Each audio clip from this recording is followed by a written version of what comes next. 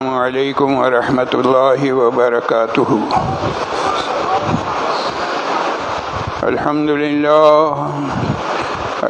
للہ نحمده ونستعینه ونستغفره ونؤمن به ونتوکل علیہ ونعوذ باللہ من شرور انفسنا ومن سیئات اعمالنا ونعوذ باللہ من شرور انفسنا ومن سیئات اعمالنا ونعوذ باللہ من شرور انفسنا ومن سیئات اعمالنا من يهده الله فلا مضل له ومن يضلله فلا هادي له ونشهد أن لا إله إلا الله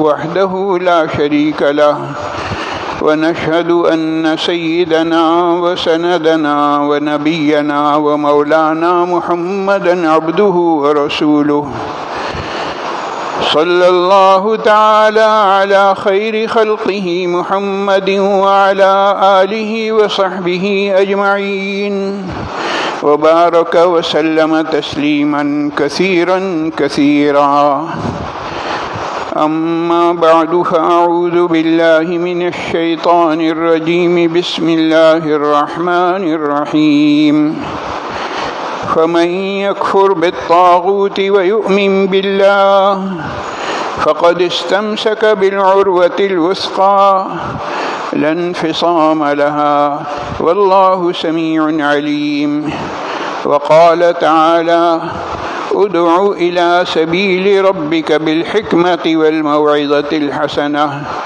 وجادلهم بالتي هي أحسن إن ربك هو أعلم بمن ضل عن سبيله وهو أعلم بالمهتدين آمنت بالله صدق الله مولانا العظيم وبلغنا رسوله النبي الكريم ونحن على ذلك من الشاهدين والشاكرين والحمد لله رب العالمين۔ سواب جے میں رکھیں۔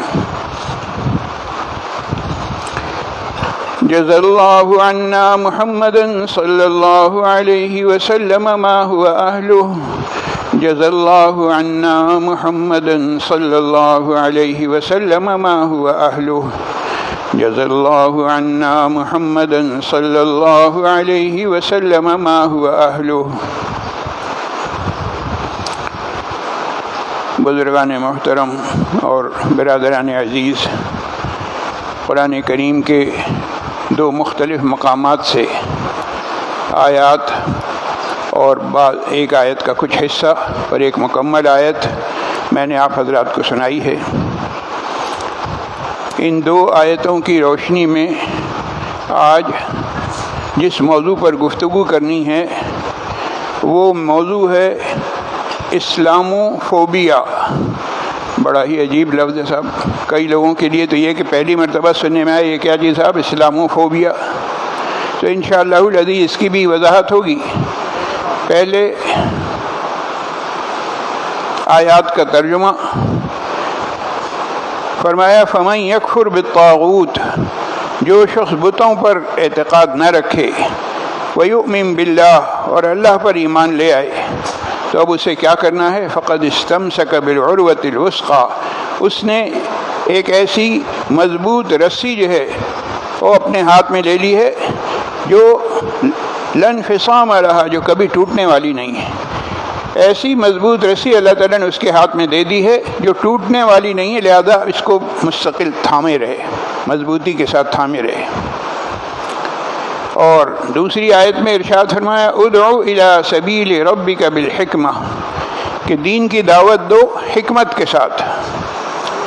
یہ آیات کا ترجمہ ہے۔ میں نے جیسے کہ عرض کیا کہ آج کی گفتگو کا موضوع اسلاموفوبیا ہے۔ اس میں جو لفظ سب سے اہم ہے وہ ہے فوبیا۔ فوبیا کے کیا معنی ہیں؟ فوبیا کا مطلب ہے کسی چیز، کسی جگہ یا کسی صورتحال سے غیر معمولی خوف، بلا وجہ کا خوف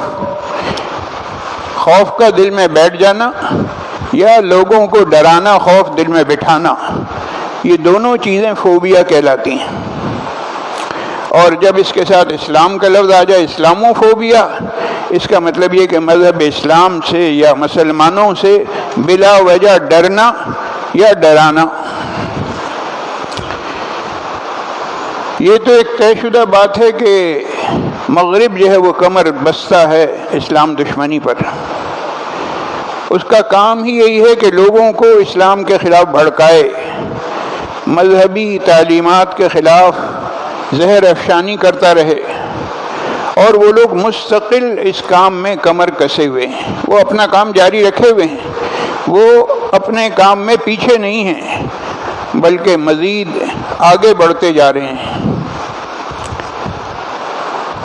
یہ 9/11 کا جو واقعہ ہوا، اس کے بعد سے یہ نیا لفظ مسلمانوں کو بدنام کرنے کے لیے استعمال کیا جا رہا ہے، اور مسلمانوں کو بدنام کرنے کے لیے چند لوگ یا چند ممالک اپنے طور پر نہیں کر رہے، بلکہ دشمن متحد ہے۔ ساری اسلام دشمن طاقتیں ایک پلیٹ فارم پر جمع ہیں، اور یہ جو ہے اسلامو فوبیا، اس کو باقاعدہ ایک جرم تسلیم کیا گیا ہے۔ اقوام متحدہ نے اس کو مانا ہے کہ ہاں واقعتاً یہ جرم ہے، اور ہر سال 15 مارچ کو اسلامو فوبیا ڈے منانے کی قرارداد اقوام متحدہ نے منظور کی ہے۔ ذرا غور کیجئے کہ مذہب اسلام کو بدنام کرنے کے لیے کس کس طرح سے دشمن نئے نئے حربے استعمال کرتا ہے۔ بھائی ایک عام ذہن سے سوچئے، مغربی ممالک میں مسلمانوں کی آبادی بہت کم ہے، لہذا یہ سوچا بھی نہیں جا سکتا کہ مسلمان ان ممالک کی تہذیب پر، وہاں کے تمدن پر، وہاں کی ثقافت پر مسلمان اثر انداز ہو جائیں، ایسا ہو ہی نہیں سکتا۔ عام طور سے ہوتا یہ ہے کہ اقلیت اکثریت سے متاثر ہوتی ہے، جیسا ماحول ہوتا ہے، جسے کہا جاتا ہے جیسا دیش ویسا بھیس، اور خاص طور سے ہمارے پاکستان، ہندوستان، اس میں بنگلہ دیش بھی شامل ہے، اس میں اور بعض اس قسم کے ممالک ہیں کہ یہاں سے لوگ جب مغربی ممالک میں جاتے ہیں تو وہاں کے رنگ میں رنگے جاتے ہیں، ڈھل جاتے ہیں۔ بسا اوقات اللہ محفوظ رکھے، ایک شخص یہاں بڑا متشرع تھا، داڑھی بھی تھی، اور کہنا چاہیے نمازوں کا بھی پابند تھا، دین کا بھی پابند تھا، وہاں جا کر ہر چیز سے وہ اپنے آپ کو آزاد سمجھتا ہے، داڑھی بھی مٹا دیتا ہے، اور اس کے لباس میں، اس کی تہذیب میں، اس کی ثقافت میں، اس کے تمدن میں تبدیلی آ جاتی ہے۔ یہ کیا چیز ہے؟ یہ ماحول کا اثر ہے۔ تو ہوتا یہ ہے کہ اقلیت اکثریت سے متاثر ہوتی ہے، ایک عام سی بات ہے، اور اگر ایسا ہو تو اس میں کوئی حیرت کی بات نہیں۔ لیکن اس کے برعکس کہ اقلیت جو ہے وہ اکثریت کی تہذیب و ثقافت پر غالب آ جائے، ایسا ہوتا نہیں ہے۔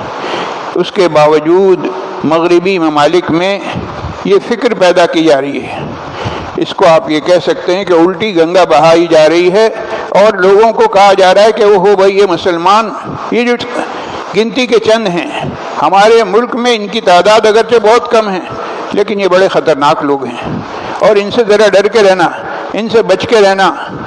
اور جناب علی، دنیا جہان کی جو جو الزامات لگائے جا سکتے ہیں وہ لگائے جاتے ہیں۔ دیکھیے میں نے جو بات کہی اس کی میں مثال دے رہا ہوں، شاید مثال سے بات سمجھ میں آ جائے۔ مغرب کا تضاد کیسا ہے؟ اپوزٹ ذہن ہے بالکل۔ وہاں پر چرچ میں، کیتھولک چرچ میں خواتین ہوتی ہیں جو راہبہ کہلاتی ہیں۔ وہ راہبائیں جو ہیں وہ ایک خاص لباس پہنتی ہیں، اپنے سر کو ایک خاص انداز میں ڈھانکتی ہیں، تو وہ کوئی بھی لباس پہنے، کسی بھی انداز میں اپنے سر کو ڈھانکیں، انہیں لعنت، ملامت اور طعن و تشنیع کا نشانہ نہیں بنایا جاتا، ان کے خلاف کوئی قانون نہیں بنتا، بلکہ کہا جاتا ہے کہ یہ آزاد ہیں، اپنی مرضی سے یہ حال حلیہ انہوں نے بنائے رکھا ہے۔ اور اسی ملک میں مسلمان خواتین اگر حجاب لینا چاہتی ہیں تو کہا جاتا ہے کہ اوہو، عورتوں پر بڑا ظلم ہو رہا ہے، مسلمان مرد جو اپنی عورتوں پہ بڑا ظلم کر رہے ہیں، انہیں باندھ کے رکھتے ہیں اور انہیں مجبور کرتے ہیں کہ وہ اپنا چہرہ بھی نہ دکھائیں، نقاب لگانے پر مجبور کرتے ہیں۔ تو خواتین کے حجاب کے بارے میں یہ فرض کر لیا جاتا ہے کہ یہ مجبوراً ایسا کر رہی ہیں، ان کے مردوں نے انہیں پابند کر دیا ہے۔ یہ خیالات سراسر غلط ہیں، بالکل غلط باتیں ہیں۔ اور یہ جو کہا جا رہا ہے کہ یہ غلط باتیں ہیں، یہ ایسے ہی ہوائی فائر نہیں ہے، باقاعدہ سروے کیا گیا، انٹرویو لیے گئے، خواتین نے اپنے تاثرات بیان کیے، انہوں نے کہا کہ ایسی کوئی بات نہیں، ہم پر کسی نے کوئی جبر نہیں کیا، بلکہ ہم اپنی مرضی سے حجاب لیتی ہیں، اور اس حجاب کے اندر ہم اپنے آپ کو زیادہ محفوظ سمجھتی ہیں۔ اور یہ بات جس کی عقل میں آ جائے، اللہ تعالیٰ جسے بھی ہدایت دے۔ بسا اوقات ایسا بھی ہوا ہے کہ مسلمان خواتین کو دیکھ کر غیر مسلم خواتین نے اس حجاب کو، اس برقعے کو، اس پردے کو اختیار کرنا شروع کر دیا۔ وہ مسلمان نہیں ہوئی لیکن غیر مسلم خواتین اختیار کرتی ہیں، اور ان کے بھی تاثرات یہی ہوتے ہیں کہ ہم اپنے آپ کو زیادہ محفوظ سمجھتے ہیں۔ ایک طرف جو ہے عورتوں کے حقوق کا غلغلہ ہے، شور مچایا جاتا ہے، آزادی نسواں کی باتیں کی جاتی ہیں۔ جی، حقوق نسواں کے لیے ہمارے اس ملک میں بھی اور دیگر ممالک میں بھی مغرب زدہ خواتین ہیں جن کا کام یہی ہے، اکسانا عورتوں کو، جلسے کرنا، جلوس۔ تو ایک طرف تو حجاب کے خلاف کہنا چاہیے پورا زور لگایا جا رہا ہے کہ مسلمان خواتین پردہ نہ کریں، اور جو خواتین پردہ کر رہی ہیں انہیں ڈیگریڈ کیا جاتا ہے، انہیں سمجھا جاتا ہے کہ یہ نچلے درجے کی ہیں۔ اور دوسری طرف اگر چند خواتین اپنی مرضی سے حجاب لینا چاہیں تو وہ انہیں کھٹکتا ہے، اس کو وہ اپنی تہذیب، اپنی ثقافت، اپنے تمدن کے لیے خطرہ سمجھتے ہیں۔ کیسی عجیب بات ہے۔ کہنے والے نے کہا ہے، خرد کا نام جنوں پڑ گیا، خرد کا نام جنوں پڑ گیا، جنوں کا خرد، جو چاہے آپ کا حسن کرشمہ ساز کرے۔ آپ کا جو دل چاہے وہ کریں، اور جیسی دل چاہے تصویر پیش کریں، حقیقت اپنی جگہ حقیقت ہی رہے گی۔ ہر دور کی غالب قوتیں اپنی اقدار کو جبراً مسلط کرنا چاہتی ہیں۔ ایک عام اصول ہے، جو بھی برسر اقتدار آتا ہے وہ اپنی ثقافت کو جبراً مسلط کرتا ہے، اور کوئی عدالت ایسی نہیں ہے جہاں انہیں چیلنج کیا جا سکے۔ کیوں؟ اس لیے کہ عالمی عدالتیں، عالمی قانون ساز ادارے سب انہی کے ہاتھ میں ہیں۔ جو کچھ بھی قاعدے قانون بنتے ہیں وہ ان کی مرضی کے مطابق بنتے ہیں، اس میں یہ نہیں دیکھا جاتا کہ حقیقت کیا ہے۔ اسلام اور مسلمان جو بات کہہ رہے ہیں وہ صحیح ہے یا غلط ہے، اس سے قطع نظر تمام پورا کا پورا عدالتی نظام انہی کے فیور میں جاتا ہے۔ وہی قاتل، وہی شاہد، وہی منصف ٹھہرے، وہی قاتل، وہی شاہد، وہی منصف ٹھہرے، اقربا میرے کریں قتل کا دعویٰ کس پر ہے؟ کس پر قتل کا دعویٰ کیا جائے کہ ساری چیزیں انہی کے ہاتھ میں ہیں۔ اس کی ایک اور مثال لے لیجئے، بھئی حجاب اور نقاب پر پابندی یہ تو بڑی چیز ہے، اس کو چھوڑ دیجئے۔ وہاں مسلمانوں پر اتنی پابندی ہے کہ اپنی مسجدوں کے آپ مینار تک نہیں بنا سکتے۔ یہ مینار کیا چیز ہے؟ مینار کہتے ہیں روشنی کی جگہ کو۔ کوئی اگر پوچھے کہ بھائی اس سے آپ کی ثقافت کو، آپ کی تہذیب کو، آپ کے تمدن کو، آپ کے نظام کو کیا خطرہ ہے، اس کا کوئی جواب ان کے پاس نہیں ہے، سوائے اس کے کہ صاحب بس ہماری مرضی، ہم نے کہہ دیا، جو ہم نے کہہ دیا وہ مانو۔ تو زبردستی اپنی بات منوانا یہ ان لوگوں کا وتیرہ ہے۔ اور آگے چلیے، دنیا میں چند ممالک ایسے ہیں جن کے پاس ایٹمی ٹیکنالوجی ہے۔ امریکہ کے پاس ہے، برطانیہ کے پاس ہے، فرانس کے پاس ہے، روس کے پاس ہے، چین کے پاس ہے، بھارت کے پاس ہے، اور پاکستان بھی ایک ایٹمی ملک ہے، پاکستان کے پاس بھی ایٹمی ٹیکنالوجی ہے۔ اور بلکہ آگے بڑھ کر یہ کہ ظاہر نہیں کیا لیکن اسرائیل کے پاس بھی ایٹم بم موجود ہے۔ لیکن آج تک ایسا نہیں ہوا کسی ملک کے ایٹم بم کو مذہب سے نہیں جوڑا گیا۔ کسی ملک کے ایٹم بم کے بارے میں یہ نہیں کہا گیا کہ یہودی ایٹم بم، عیسائی ایٹم بم، مجوسی ایٹم بم، نہیں۔ لیکن پاکستان وہ واحد ملک ہے جس کی ایٹمی ٹیکنالوجی کو مذہب کے ساتھ جوڑ دیا گیا ہے کہ صاحب پاکستان کے پاس جو ایٹم بم ہے یہ اسلامی بم ہے۔ سوال یہ کہ اسلامی کا آپ نے جو لاحقہ جوڑ دیا ہے یہ کس حساب سے جوڑا ہے؟ مذہب کے ساتھ ایٹمی توانائی کا کیا تک ہے، کیا تعلق ہے؟ کچھ نہیں ہے۔ اصل بات یہ ہے کہ وہ یہ کہتے ہیں کہ اس ایٹم بم سے انسانیت کو خطرہ ہے۔ کسی ایٹمی ملک کے ایٹم بم کو غیر محفوظ نہیں کہا گیا، مگر ایک ملک ایسا ہے کہ اس کے ایٹم بم کے بارے میں یہ بڑی طاقتیں کھل کر کہتی ہیں کہ پاکستان کا ایٹم بم محفوظ نہیں ہے، یہ دہشت گردوں کے ہاتھ لگ سکتا ہے، اس سے انسانیت کو خطرہ ہے۔ یہ جو الفاظ کہے جا رہے ہیں یہ مسلمانوں کے ساتھ ان کی نفرت کی واضح دلیل ہے۔ دہشت گردی کو اسلام کے ساتھ جوڑنا یہ کوئی نئی بات نہیں ہے، پرانا ان کا وتیرہ ہے۔ مغربی ممالک میں بار بار دہشت گردی ہوتی رہتی ہے کہ کوئی عیسائی کرے، یہودی کرے، مجوسی کرے، لامذہب کوئی کرے، ہندو کرے، تو اسے کہا جاتا ہے فرد ایک آدمی کا جرم سمجھا جاتا ہے۔ لیکن اگر کبھی اتفاق سے کسی دہشت گردی کے واقعے میں کوئی مسلمان ملوث ہو جائے تو سمجھا جاتا ہے کہ وہ ہو صاحب یہ سارا جو ہے اسلام کے خانے میں ڈال دیا جاتا ہے، اور لوگوں کو ڈرایا جاتا ہے کہ دیکھو بھئی یہ ہے اسلاموفوبیا۔ میں نے بات شروع کی تھی اسلاموفوبیا سے، وہ یہی ہے۔ اسلاموفوبیا کا مطلب ہے کہ اسلام سے لوگوں کو ڈرانا، مذہب اسلام کا خوف لوگوں کے دل میں ڈالنا، کہ بالفرض کسی ملک میں کوئی دہشت گردی کا واقعہ ہوا اور بالفرض کسی مسلمان نے وہ کیا، تو ہم یہ نہیں کہہ رہے کہ اس نے صحیح کیا، اس نے تو غلط کیا اپنی جگہ، لیکن اس کو فوراً مذہب سے جوڑ دیا جاتا ہے اور دہشت پھیلائی جاتی ہے کہ یہ ہے اسلاموفوبیا، اور دیکھو اسلام سے یہ ہمیں جو ہے خطرہ لاحق ہے۔ سوال یہ پیدا ہوتا ہے کہ ان حالات میں ہماری مذہبی تعلیمات کیا ہیں، ہمیں کیا کرنا چاہیے؟ تو اس سوال کے جواب کے لیے میں نے شروع میں 2 آیتیں پڑھی ہیں۔ ہمیں 2 کام کرنے ہوں گے۔ نمبر 1 استقامت، فَمَنْ يَكْفُرْ بِالطَّاغُوتِ وَيُؤْمِنْ بِاللَّهِ فَقَدِ اسْتَمْسَكَ بِالْعُرْوَةِ الْوُثْقَىٰ۔ اللہ کی رسی کو مضبوطی سے پکڑیں، قرآن کریم کو اپنے سینے سے لگائیں۔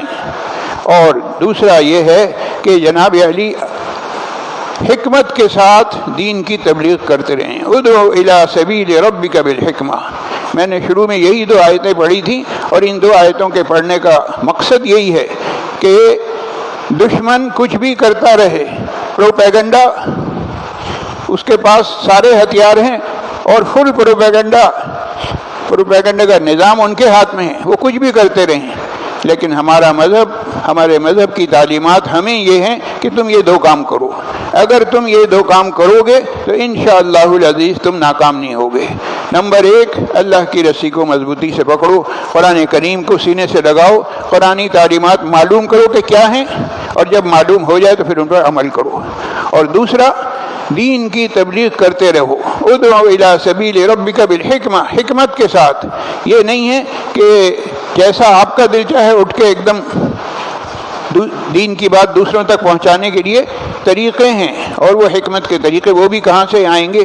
وہ بھی سیکھنے ہوں گے، وہ بھی بزرگوں کی صحبت اختیار کرنی ہوگی، وہ بتائیں گے کہ حکمت کے ساتھ دین کی تبلیغ کا کیا طریقہ ہے۔ ان 2 کاموں کو اگر ہم کر لیں گے تو انشاءاللہ العزیز دشمن کا پروپیگنڈا سارا کا سارا راکھ ہو جائے گا اور خاک میں مل جائے گا۔ یہ وہ بات ہے جسے حضرت تھانوی رحمہ اللہ نے اپنے الفاظ میں اس طرح سے فرمایا ہے کہ اپنا مسلک چھوڑو نہیں اور دوسرے کے مسلک کو چھیڑو نہیں۔ ہم بلا وجہ دوسروں کو چھیڑ نہیں رہے، نہ مذہب کے اعتبار سے نہ کسی بھی اعتبار سے۔ ہم اپنے دین پر مضبوطی سے قائم ہیں اور اپنے دین کی تبلیغ کر رہے ہیں، سلو موشن میں، آہستہ آہستہ، ایسے طریقے سے کہ کسی کو کوئی اعتراض کا موقع نہ ملے۔ اگر ہم نے ان 2 چیزوں پر عمل کر لیا تو انشاءاللہ العزیز دشمن کے سارے حربے جو ہیں وہ ناکام ہوں گے، اور اس دنیا میں رہتے ہوئے بھی انشاءاللہ العزیز ہمیں اللہ رب العزت ہم سے وہ کام لے لے کہ ہماری آخرت سنور جائے۔ اپنی آخرت کو سنوارنے کے لیے یہ 2 طریقے اختیار کرنے ہیں۔ اللہ تعالیٰ مجھے بھی اس کی توفیق نصیب فرمائے اور آپ تمام حضرات کو بھی۔ دعائے صحت کی درخواست ہے۔ ایک بچے کا آپریشن ہے، خصوصی طور پر دعا فرمائیں، خدا کرے آپریشن کامیاب ہو۔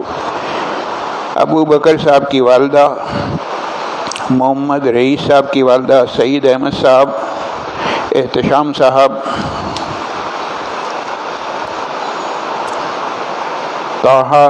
طلحہ زبیر صاحب، عبدالہادی صاحب، ساجد علی صاحب، عمر ذکی صاحب، سائم صاحب کی نانی صاحبہ علیل ہیں۔ اس کے علاوہ اور بھی بہت سارے بیمار ہیں جن کے لیے دعائے صحت کی درخواست کی گئی ہے۔ ایک عمومی طور پر مرض پھیل رہا ہے، ڈینگی کا مرض، اور نہ جانے اور کون کون سے امراض ہیں چاروں طرف پھیلے ہوئے ہیں۔ نمازی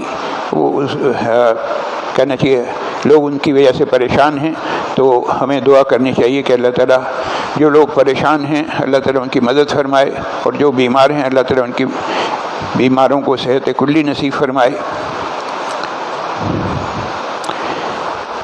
ہمارے سیکریٹری جنرل صاحب جو ہیں وہ تقریباً بار بار اٹھ کے کھڑے ہوتے ہیں اور مطلع کرتے ہیں، نمازیوں کو اس طرف توجہ دلاتے ہیں کہ مسجد کے یہ جو سامنے چورنگی ہے اس پر لوگ کچرا لا کے ڈال دیتے ہیں۔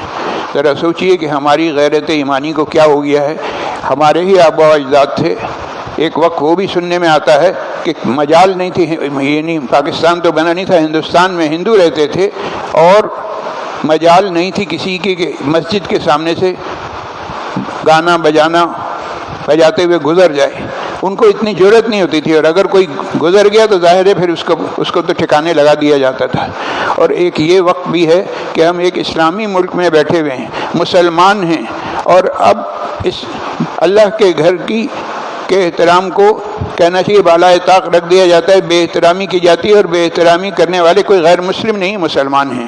ہمارے ہی مسلمان بھائی اللہ کے گھر کے سامنے لا کے کچرا ڈال رہے ہیں۔ ذرا سوچیے کتنا اللہ کے گھر کا احترام کو کہنا چاہیے کہ کس طرح سے بے احترامی کی جاتی ہے، کس طرح سے خیال نہیں رکھا جاتا۔ تو یہ ایک بڑا عجیب مسئلہ ہے۔ بہرحال اس پرچے پر لکھا ہوا ہے، انتظامیہ نے سامنے صفائی کروائی ہے اور کوشش کی ہے کہ خدا کرے کہ اللہ کے گھر، نہ صرف اللہ کا گھر صاف ستھرا رہے بلکہ اللہ کے گھر کے سامنے کا جو حصہ ہے اطراف میں بھی صفائی ستھرائی رہے۔ جو کر سکتے ہیں کرنے والے کر رہے ہیں، کوششیں کر رہے ہیں، اللہ تعالیٰ ان کو کامیاب و بامراد فرمائے، ان کی کوششوں میں انہیں کامیابی نصیب فرمائے۔ لیکن دوسری طرف یہ بات بھی ہے کہ یہ کسی ایک شخص کا کام نہیں ہے، یہ ہر مسلمان کا کام ہے، ہر نمازی کا کام ہے۔ ہمارا حال یہ کہ ہم اگر کسی اور کو کچرا ڈالتے ہوئے دیکھیں گے تو ہم اسے روکیں گے نہیں۔ کیوں نہیں روکیں گے؟ ارے بھائی دوسرے پرائے پھٹے میں کون ٹانگ اڑائے، کون ان سے جو جھگڑا کرے۔ تو میرا اگلا سوال یہ کہ اگر آپ کے گھر کے سامنے کوئی کچرا ڈالے تو پھر آپ خاموش ہوں گے؟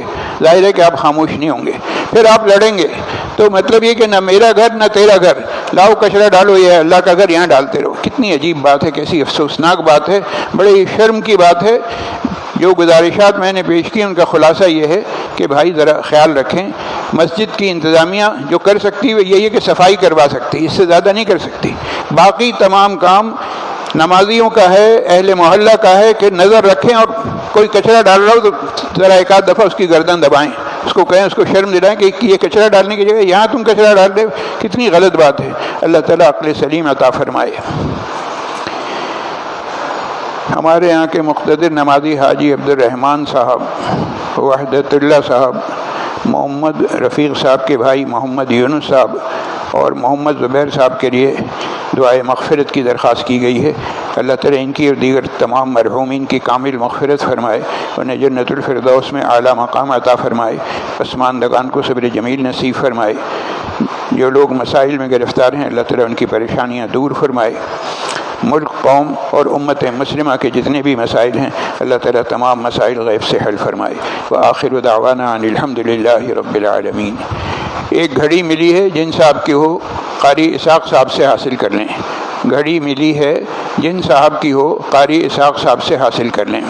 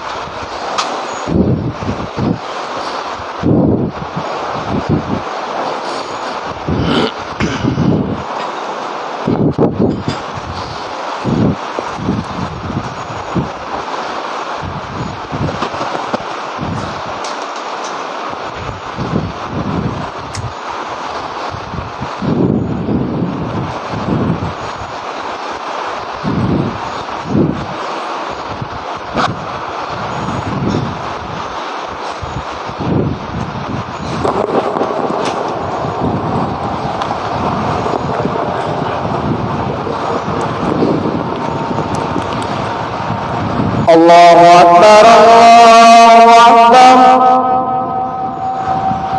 الله أكبر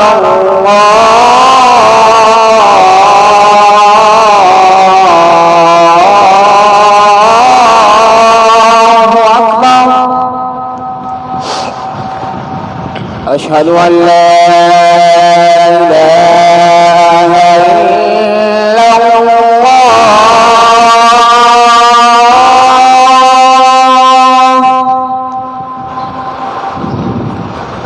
أشهد أن لا إله إلا الله.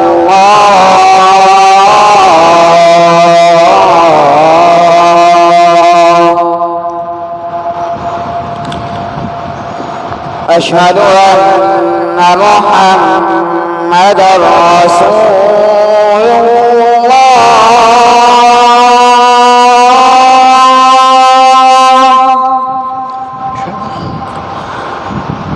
أشهد أن محمدًا رسول الله.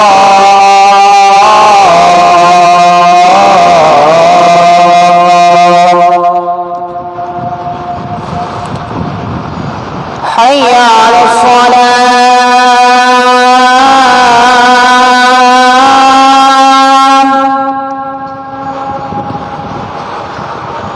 حي على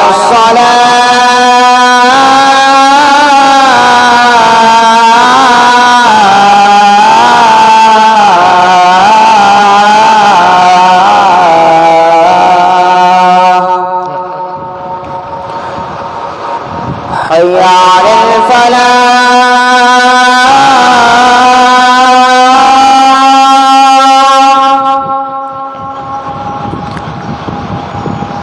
حي على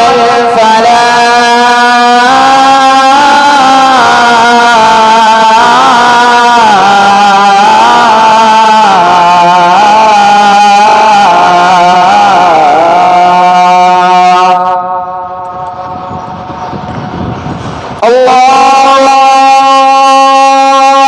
أكبر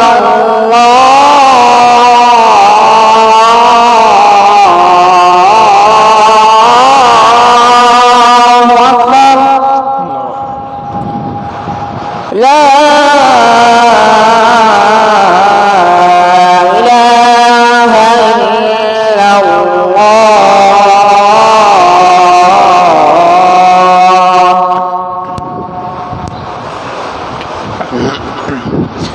الحمد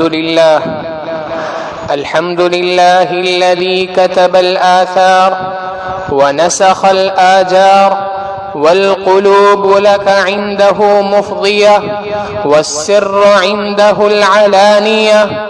الحلال ما أحل، والحرام ما حرم، والدين ما شرع، والأمر ما قضى.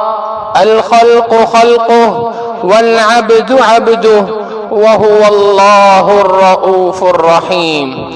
ونشهد أن لا إله إلا الله وحده لا شريك له، ونشهد أن سيدنا ونبينا ومولانا محمدًا عبده ورسوله، المبعوث بشرح الصدع ورفع الذكر.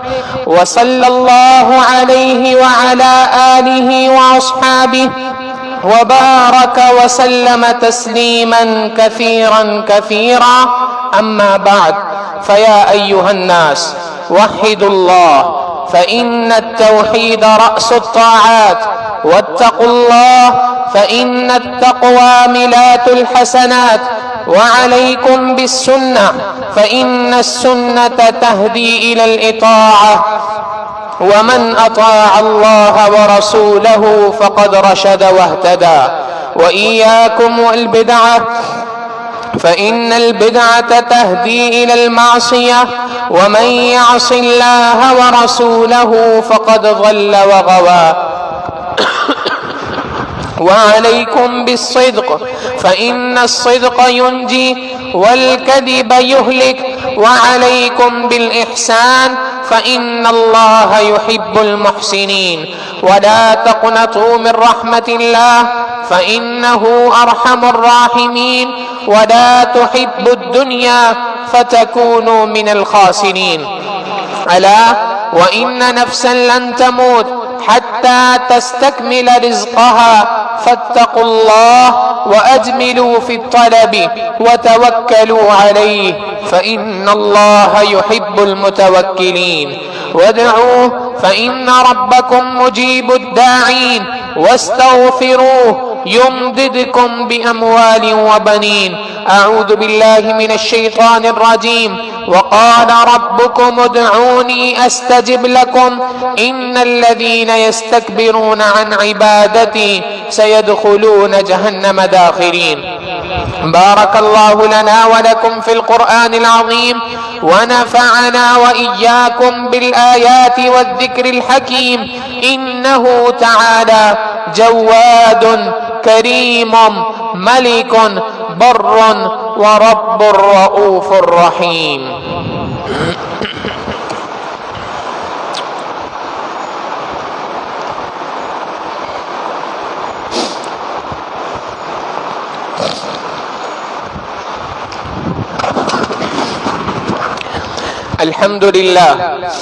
الحمد لله وكفى وسلام على عباده الذين اصطفى.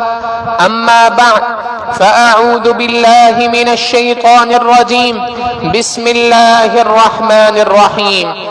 يا أيها الناس اتقوا ربكم إن زلزلة الساعة شيء عظيم يوم ترونها تذهل كل مرضعة عما أرضعت وتضع كل ذات حمل حملها وترى الناس سكارى وما هم بسكارى ولكن عذاب الله شديد.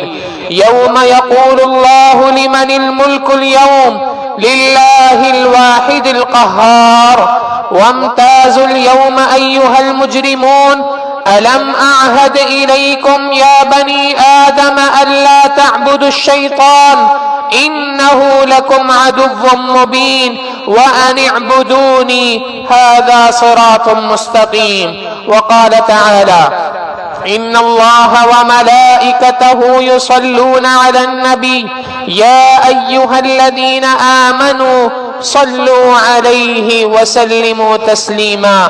اللهم صل على محمد كما أمرتنا أن نصلي عليه وسلم على محمد كما أمرتنا أن نسلم عليه.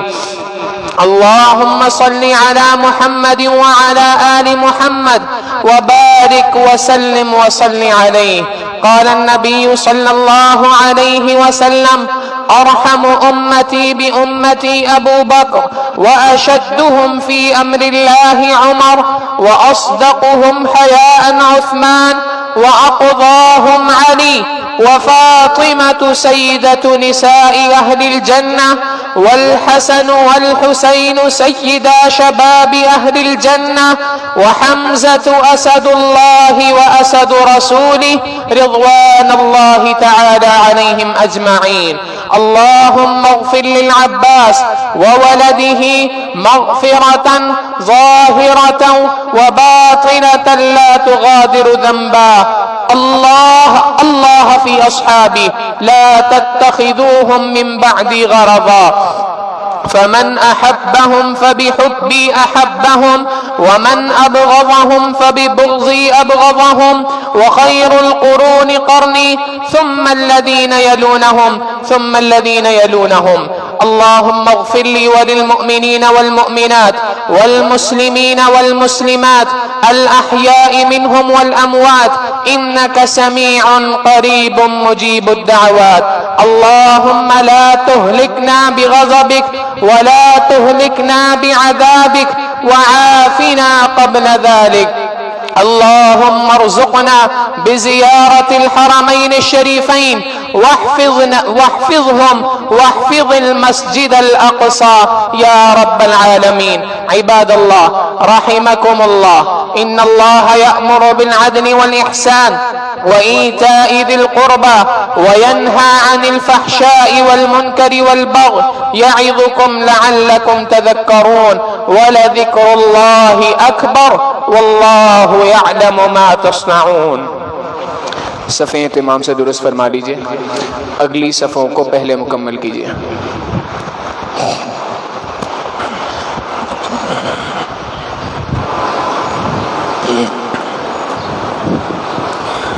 الله أكبر الله أكبر الله أكبر الله أكبر أشهد أن لا إله إلا الله أشهد أن لا إله إلا الله أشهد أن محمدا رسول الله أشهد أن محمدا رسول الله حي على الصلاة حي على الصلاة حي على الفلاح حي على الفلاح قد قامت الصلاة قد قامت الصلاة الله أكبر الله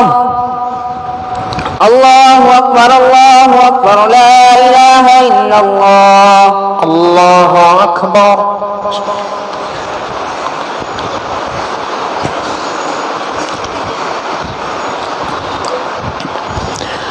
الحمد لله رب العالمين الرحمن الرحيم مالك يوم الدين إياك نعبد وإياك نستعين اهدنا الصراط المستقيم صراط الذين أنعمت عليهم غير المغضوب عليهم ولا الضالين.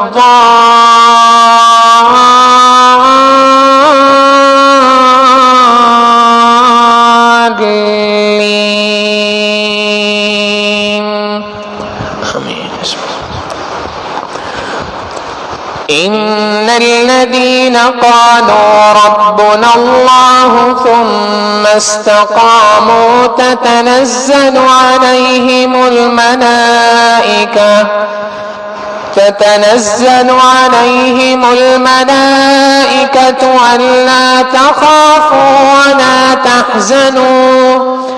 ألا تخافوا ولا تحزنوا وأبشروا بالجنة التي كنتم توعدون. نحن أولياؤكم في الحياة الدنيا وفي الآخرة ولكم فيها ما تشتهي أنفسكم ولكم فيها ما تدعون. نزلا من غفور رحيم. الله أكبر.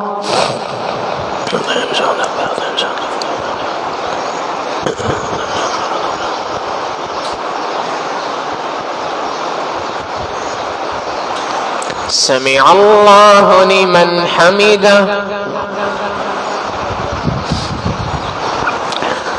الله أكبر.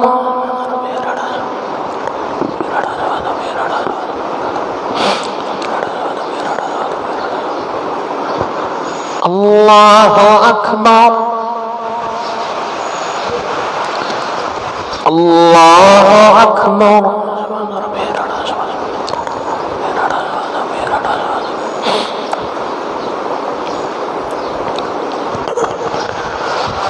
الله أكبر.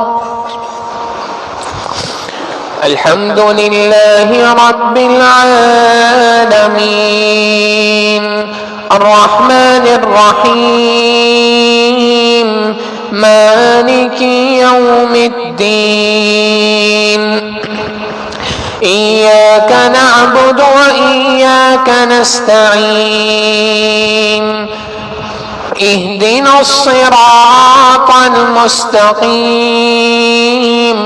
صراط الذين أنعمت عليهم غير المغضوب عليهم ولا الضالين.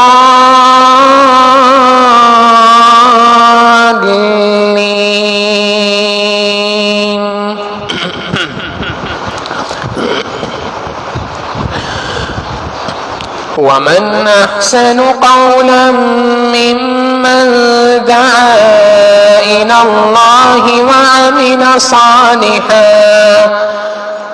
وعمل صالحا وقال إنني من المسلمين. ولا تستوي الحسنة ولا السيئة ادفع بالتي هي أحسن فإذا الذي بينك وبينه عداوة كأنه ولي حميم. وما يلقاها إلا الذين صبروا وما يلقاها إلا ذو حظ عظيم. الله أكبر.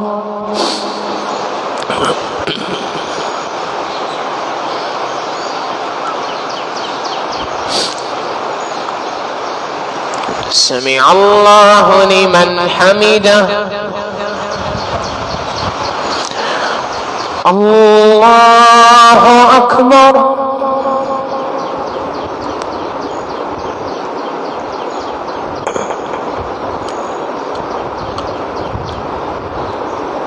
الله أكبر.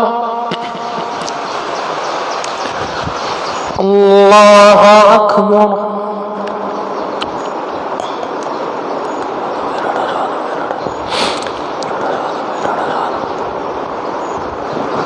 الله أكبر.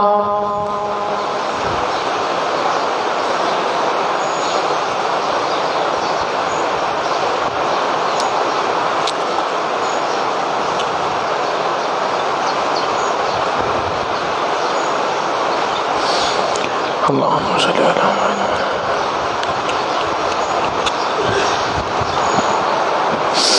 اللهم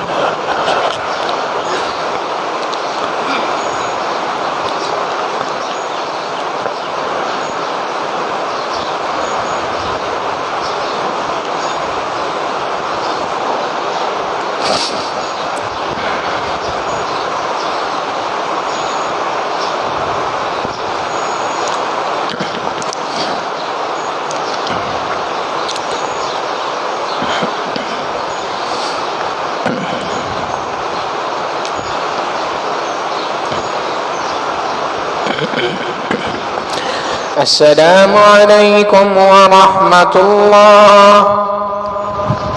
السلام عليكم ورحمة الله.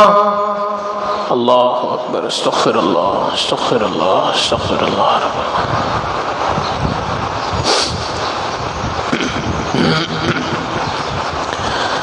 سبحان ربي الوهاب. اللهم صل على سيدنا محمد وعلى آل سيدنا محمد وبارك وسلم. ربنا ظلمنا أنفسنا وإن لم تغفر لنا وترحمنا لنكونن من الخاسرين. کریم آقا آپ کے گناہگار سیاہکار خطاکار بندے آپ کے دربار میں حاضر ہیں. اللہ ہمارے گناہوں کو معاف فرما، ہماری خطاؤں سے درگزر فرما، ہمارے عیبوں کی پردہ پوشی فرما. اے کریم آقا ہماری نگاہوں کو پاک فرما، ہمارے دلوں کو صاف فرما، ہمارے سینوں کو اپنی محبت سے لبریز فرما، اپنے عشق کی آتش ہمارے سینوں میں پیدا فرما. اے کریم آقا ہماری جسمانی بیماریوں کو دور فرما، روحانی بیماریوں کو دور فرما. اے اللہ اس شہر کے اندر اس وقت پر وبائی امراض بہت پھیل چکے ہیں. اے کریم آقا جو بیمار ہیں ان کی وجہ سے اللہ تمام بیماروں کو شفائے کاملہ عاجلہ مستمرہ دائمہ نصیب فرما۔ اے اللہ جو ابھی تک اس سے بچے میں اللہ آئندہ کے لیے بھی ان کی حفاظت فرما۔ اے اللہ ہماری جان مال عزت آبرو کی حفاظت فرما۔ اے اللہ دائیں بائیں آگے پیچھے اوپر نیچے سے حفاظت فرما۔ کریم آقا اپنی رحمتوں کا معاملہ فرما۔ اللہ ہمارے اس ملک کو بالخصوص ہمارے اس شہر کو امن کا گہوارہ بنا۔ اے اللہ امن کا گہوارہ بنا۔ اے اللہ یہاں پر لوگوں کی نہ جان محفوظ ہے نہ مال محفوظ ہے۔ اے کریم آقا آپ عافیت کے ساتھ ہمارے ساتھ رحمتوں کا معاملہ فرما، ہمیں اپنے غضب سے ہلاک نہ فرما۔ اے اللہ آپ ہم سے اپنی ناراضگی کا اظہار نہ فرما۔ ہمارے گناہ بہت زیادہ ہیں، کوتاہیاں بہت زیادہ ہیں، اللہ پر آپ کے عفو کی چادر بھی بہت بڑی ہے، آپ کی رحمتوں کا دریا بھی بہت بڑا ہے۔ اے کریم آقا اپنی رحمتوں کا معاملہ ہمارے ساتھ فرما دیجئے۔ اے اللہ اس ملک کے اندر جو سیلاب زدگان ہیں اللہ ان کی اے اللہ اپنی رحمت سے مدد فرما دیجئے۔ اے اللہ ان کا کوئی نہیں ان کا حال پوچھنے والا، اے اللہ آپ ان کی مدد فرما دیجئے، ان کی دستگیری فرما دیجئے۔ اے اللہ ان کا جو نقصان ہوا اس نقصان کی تلافی فرما دیجئے، جو ان کی مدد کر رہے ہیں اللہ آپ ان کی مدد فرما دیجئے۔ اے اللہ وہ آپ کے بندوں کی مدد میں لگے ہیں اللہ آپ انہیں مزید ہمت و طاقت عطا فرما دیجئے، مزید وسائل عطا فرما دیجئے۔ ہمارے اس ملک کی حفاظت فرما اللہ، ہمارے اس ملک کی نظریاتی سرحدوں کی حفاظت فرما۔ اے اللہ اس ملک کے اندر آپ کو ناراض کرنے والے قوانین کو اے اللہ پیش کیا جا رہا ہے، اے کریم آقا اپنی رحمت سے ایسے قوانین کو پیش کرنے والوں کو ہدایت عطا فرما اللہ، ان کی قسمت میں اگر ہدایت نہیں اللہ انہیں چن چن کے یہاں سے دفع دور فرما۔ اے کریم آقا ہمارے اس ملک کی سیاسی اعتبار سے استحکام عطا فرما، معاشی اعتبار سے استحکام عطا فرما، ہمیں آزادی کی قدردانی کرنے کی توفیق عطا فرما اللہ، اسلام کے نظام کو یہاں پر نافذ فرما۔ اے اللہ شاہ منیر صاحب اور ان کی خالہ صاحبہ علیل ہیں، عظمت الہی صاحب علیل ہیں اللہ، انہیں اور دیگر تمام بیماروں کو شفائے کاملہ عاجلہ مستمرہ دائمہ نصیب فرما۔ 5C کے جناب عبد الرحمن صاحب اور جناب زبیر صاحب کی اللہ کامل مغفرت فرما، ان کے درجات کو بلند فرما، پسماندگان کو صبر جمیل نصیب فرما اللہ، ہماری ان دعاؤں کو اپنی رحمت سے قبول فرما۔ ربنا تقبل منا انك انت السميع العليم وتب علينا انك انت التواب الرحيم وصلى الله تعالى على حبيبه سيدنا محمد وآله واصحابه اجمعين برحمتك يا ارحم الراحمين۔